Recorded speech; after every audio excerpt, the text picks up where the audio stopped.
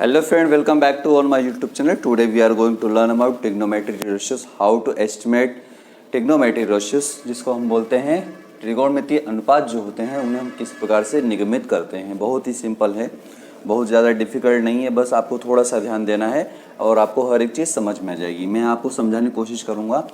सबसे पहले हम समझते हैं इस त्रिभुज को, जिसको हम बोलते हैं समकोण त्रिभुज या राइट एंगल। राइट एंगल के अंदर क्या होता है, ये जो एंगल होता है बेस पे, मतलब जो नीचे होता है उसको हम बेस कहते हैं। तो बेस के साथ जो एंगल होता है उसके साथ वाली जो लेंथ होती है उसको हम बोलते हैं लंब या परपेंडिकुलर। मतलब हम यहाँ पे खड़े हैं तो हमारे सामने जो भी खड़ा होगा वो हमसे लंबा ही होगा, तो उसको लंब से हमने लंबाई बना दी है ना, लंबाई से हमने लंब बना दिया। तो लंब जिसको हम परपेंडिकुलर कहते हैं, और लंब और जिस पे आधार होता है इसके एंड्स को मिलाने वाली जो लाइन होती है, जैसे लंब का सबसे ऊंचा वाला सिरा और इधर बेस का सबसे इधर वाला जो एंड है, इसको मिलाने वाली जो रेखा होती है इसको हम क्या बोलते हैं, हाइपोटेनियस कर्ण कहते हैं। तो इस प्रकार से ये जो हो गया आपका लंब हो गया, ये आधार हो गया और ये आपका कर्ण हो गया। किसके लिए, ये जो आपको एंगल दिख रहा है इस एंगल के लिए, इस एंगल के लिए आपका क्या हो जाएगा, ये लंब और ये आधार और ये कर्ण हो जाएगा। ये चीज़ समझते हैं, पहली चीज़ हो गई। दूसरी, अगर हम एंगल यहाँ पे लेते हैं, ये फाई वाला एंगल हम लेते हैं, यहाँ पे आपको जो दिखाई दे रहेगा ये फाई एंगल है, तो फाई का जो एंगल है वो यहाँ पे बना हुआ है। तो फाई मतलब जैसे मैंने यहाँ पे बताया कि जो एंगल होता है उसके साथ वाली जो लाइन होगी वो बेस कहलाएगी। तो यहाँ पर ये जो एंगल है इसके साथ वाली ये जो सीधी लाइन है इसको हम क्या बोलते हैं, बेस बोलते हैं। तो बेस, इसके सामने वाला जो यहाँ पे आपको आर्म दिखाई देगी साइड, उसको हम क्या बोलेंगे, इसके लिए लंब हो जाएगा, और ये तो कर्ण दोनों के लिए कॉमन रहेगा। तो जब हम इसको एस्टिमेट करेंगे तब हम समझेंगे अच्छे तरीके से कि किस प्रकार से हम इनके अंदर डिफरेंस फाइंड आउट करते हैं। इसके बाद एक और चीज़ मैं आपको बता दूं, sine cos tan cosec sec cot के बीच में याद करने का एक सबसे बेस्ट तरीका जो होता है, जिसको हम बोलते हैं कि इनके बीच रेशो क्या होता है, वो होता है पंडित बद्री प्रसाद हर हर बोले PBPHHB। याद रखना, इंग्लिश मीडियम के लिए PBPHHB, P से परपेंडिकुलर, B से बेस और H से होता है हाइपोटेनियस। जबकि हिंदी मीडियम के लिए LALKKA, लंब आधार, लंब, और इसको K को कर्ण बोलते हैं और A को आधार बोलते हैं हम। ये चीज़ आप समझ में आ जाइए। तो जब भी मैं यहाँ पे कोई रेशो लिखूँगा, ये 1 2 3 4 5 6 6 रेशोस, तो उनकी जो वैल्यूज़ होंगी अलग अलग थीटा के एंगल में, वो चीज़ हम यहाँ पे क्या करेंगे, लिख लेंगे। तो सबसे पहले मैं यहाँ पे लिखता हूँ सारे रेशोस जो आपको दिखाई देते। तो सबसे पहले मैं यहाँ लिखता हूँ साइन थीटा, फिर लिखूँगा कोस थीटा, फिर हो गया आपका टेन थीटा, ये हो जाएगा आपका कोसेक थीटा, ये हो जाएगा आपका सेक थीटा, और ये हो जाएगा आपका कॉट थीटा। मतलब ये सारी वैल्यूज हम थीटा के लिए लिखेंगे, जो कि इस तरफ नीचे की तरफ जो एंगल बना हुआ है, ये जो आपको दिखाई दे रहा है यहाँ पे, इसके लिए हमने सारे रेशोस लिखेंगे। तो हम जानते हैं कि ये जो थीटा है इसके लिए लंब ये है, आधार ये है और कर्ण ये है, मतलब परपेंडिकुलर, बेस और हाइपोटेनस ये है। तो देखिए, सबसे पहले देखिए यहाँ पे जो साइन है, साइन के नीचे वाली, मतलब ये इधर से चलेगा। तो साइन के लिए इंग्लिश मीडियम में अगर मैं बात करूँ तो क्या बोलेंगे, परपेंडिकुलर अपॉन हाइपोटेनियस, या फिर लंब बटे कर्ण बोलेंगे। तो यहाँ पे जो है इसके लिए लंब क्या हो जाएगा, AB, और कर्ण जो हो जाएगा AC। तो यहाँ पे हम लिखेंगे sine theta equal to AB upon AC, ये चीज़ यहाँ पर हो जाएगा। अब इसके बाद कोस थीटा देखते हैं। कोस थीटा जो है उसके लिए क्या है, यहाँ पर बेस अपॉन हाइपोटेनियस, आधार बटे कर्ण।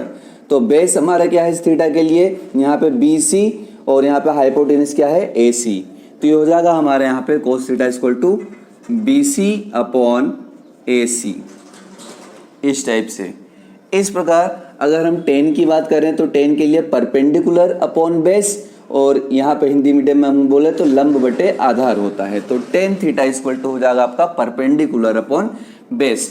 तो परपेंडिकुलर अपॉन बेस यहाँ पे क्या है, AB अपॉन BC।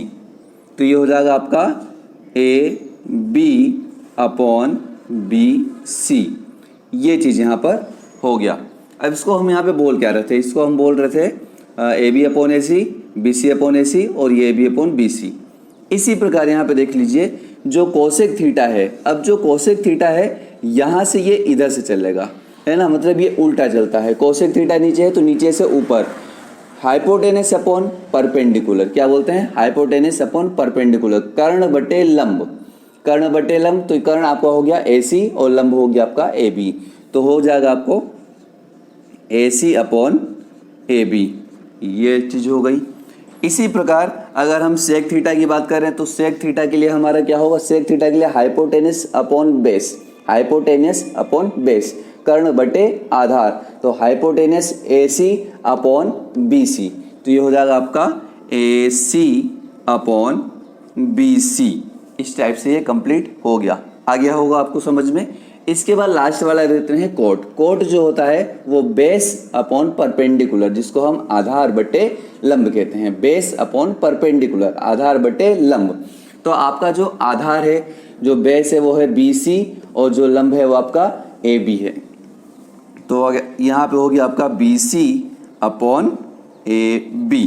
इस प्रकार से sine cos tan cosec sec cot जो थीटा वाला एंगल था इसके लिए हमारा क्या हो गया, कंप्लीट हो गया।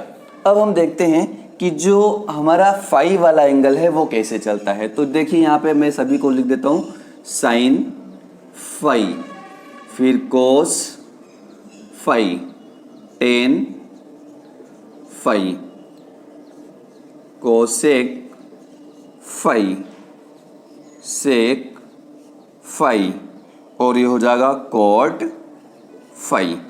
इस प्रकार से यहाँ पे जो फाई है उसके लिए हम क्या करेंगे, रेशियोस फाइंड करेंगे। ये इंपॉर्टेंट क्वेश्चन है, ये आपके एग्जाम में आता है। कभी कभी यहाँ एंगल दे देते हैं, हमेशा ही देते हैं कि इस प्रकार से एंगल अगर यहाँ दे देंगे तो इस थीटा के लिए और फाई के लिए आप साइन और केसेक या कोस या कोसेक या टेन या कोट की वैल्यू जो भी आपको देना चाहे वो आपको दे देंगे, तो आपको फाइंड करना पड़ता है। तो मैंने आपको बताया जब हम यहाँ पे फाई को एंगल मानते हैं तो फाई के लिए ये वाला जो पोर्शन रहता है जो कि यहाँ पे राइट एंगल बना रहा है उसे हम क्या कहते हैं, उसे हम मान लेते हैं बेस। क्या मान लेते हैं, बेस। तो ये बेस हो गया, और इसको हम मान लेते हैं परपेंडिकुलर, जिसको हम बोलते हैं लंब। तो ये बेस, ये परपेंडिकुलर, हाइपोटेनस अपनी जगह ही रहता है। तो इस हिसाब से अगर मैं साइन थीटा की वैल्यू या साइन फाई की वैल्यू फाइंड करूँ तो साइन फाई होता है परपेंडिकुलर अपॉन हाइपोटेनस। तो परपेंडिकुलर हमारा है BC और हाइपोटेनस है AC। तो इस प्रकार ये हो जाएगा BC अपॉन AC। आया समझ में। कोस फाई, कोस फाई है हमारा बेस अपॉन हाइपोटेनस, आधार बटे कर्ण, आधार बटे कर्ण। लेकिन इस फाई के लिए आधार क्या है, AB, और कर्ण क्या रहेगा, AC ही रहेगा। तो ये हो गया आपका AB बटे AC।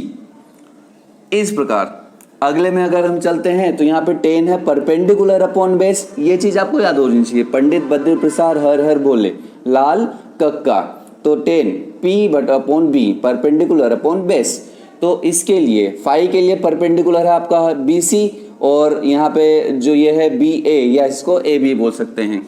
तो ये हो गया आपका BC अपॉन AB। इस प्रकार से ये तीन रेशियोस हम फाइंड कर लिए।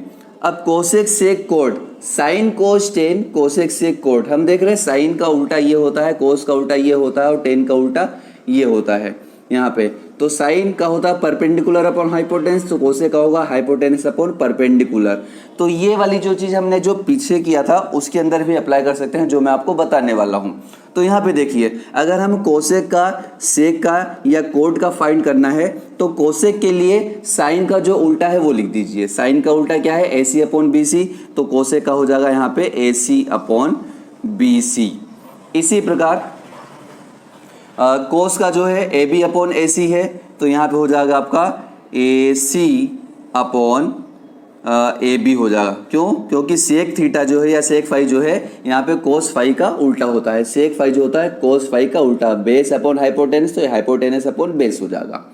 इस प्रकार ये टेन है, टेन का होता है परपेंडिकुलर अपॉन बेस, तो कोट का हो जाएगा बेस अपॉन परपेंडिकुलर, आधार बटे लंब, आधार बटे लंब। तो यहाँ पे जो टेन है वहाँ पे देखिए ये जो होता है इसका उल्टा हो जाएगा। तो ये हो जाएगा आपका आधार AB बटे लंब जो है आपका BC। तो ये हो गया आपका आधार AB और लंब क्या हो गया, BC। तो इस प्रकार से अगर आपने ध्यान से समझा होगा तो आपको sine cos tan cosec sec cot, sine cos tan, cosec sec cot की थीटा और जो फाइज की वैल्यू होती हैं वो आपको अच्छे से समझ में आ गई होंगी। इसके बाद एक और चीज़ मैं आपको बता दूं, यहाँ पर मैं सिर्फ थीटा के लिए आपको बता देता हूं कि साइन थीटा जो होता है, साइन थीटा इक्वल टू होता है 1 अपॉन कोसेक थीटा। क्या होता है? Cosec theta. इसी प्रकार कोसेक थीटा जो होगा वो हो जाएगा 1 अपॉन साइन थीटा। ये चीज़ आप याद रखना, ये चीज़ पहली हो गई। दूसरा cos theta, cos theta equal to होता है यहाँ पर 1 अपॉन सेक थीटा। क्या होता है? 1 अपॉन सेक थीटा। तो सेक थीटा इक्वल टू आपका हो जाएगा 1 अपॉन कोस थीटा। ये कोस के लिए आपका हो गया। इसी प्रकार टेन जो होता है, टेन थीटा इक्वल टू होता है 1 upon cos theta, sorry 1 upon cos theta. तो यहाँ पे कॉड थीटा इक्वल टू हो जाएगा 1 अपॉन टेन थीटा। ये दीजिए, तो ये जो वैल्यूज होती हैं 3, ये आप अच्छे से याद रखना। इसके बाद एक और जो टेन होता है, इसको हम sine theta upon cos theta भी लिखते हैं। Tan theta equal to sine theta upon cos theta भी लिखते हैं। इसका मतलब क्या हुआ? इसका मतलब ये हुआ कि टेन थीटा की जो वैल्यू होती है साइन थीटा और कोस थीटा की वैल्यू को कट करने के बाद आ जाती है। अब यहाँ पे हम इसको प्रूव करके देख लेते हैं। साइन थीटा की वैल्यू है AB अपॉन AC, तो ये हो गया आपका टेन AB। टेन थीटा की वैल्यू आपको कितनी रखी? AB upon BC। हमने यहाँ पे लिख दिया AB upon BC is equal to sine theta की वैल्यू AB अपॉन AC, ये हो गया आपका AB upon AC upon cos theta की जो वैल्यू होती है वो क्या होती है? BC अपॉन AC, तो ये हो गया आपका BC अपॉन AC। अब यहाँ पे आप देखिए जो AC है दोनों तरफ बटे में है, तो इसको आप काट दीजिए। तो अपॉन में कटने के बाद हमारे पास आता है AB upon BC equal to AB upon BC। इस प्रकार से हम देखते हैं कि जो टेन थीटा की वैल्यू थी वो sine theta upon cos theta की वैल्यू को पुट करने के बाद अपने आप आ जाती है। तो sine theta upon cos theta equal to क्या होता है? Tan theta. ये चीज़ आप अच्छे से याद रख लेना। मुझे लगता है अगर ये चीज़ आपने अच्छे से कर लिया है, ये चीज़ अगर आपने अच्छे से कर लिया है, तो ट्रिग्नोमेट्री के अंदर जो रेशियो वाले जो पहली अपन जिसको बोलते हैं एक्सरसाइज, उसके अंदर सिंपली ऐसे पूछा जाता है, वो चीज़ आप अच्छे से कर पाएंगे। और ये चीज़ जो मैंने आपको बताया पंडित बद्री प्रसाद हर हर भोले, या फिर लाल कक्का वाला LALKK वाला, ये चीज़ अगर आप रट लेते हैं तो ये आपको कभी भी भूलने नहीं देगा कि sine cos tan cosec sec cot के रेशियोस क्या होते हैं। और अगले वीडियो में हम सीखेंगे कि किस प्रकार से इसके ट्रिग्नोमेट्री रेशियोस जो होते हैं उनके लिए जो थीटास की वैल्यू होती है, जो जिसको हम बोलते हैं 0, 30, 45, 60 और 90 की जो वैल्यू होती है कोस के लिए, साइन 10 के लिए, सभी रेशियोस के लिए वो क्या होती है, वो कैसे हम बनाते हैं, क्योंकि उस टेबल को याद करने की बिल्कुल ज़रूरत नहीं है। उसको हम समझ के उसको इस प्रकार से कर सकते हैं कि आप अपने आप कहीं भी 2 मिनट में उसको बना सकते हैं। अगले वीडियो तक के लिए जय हिंद।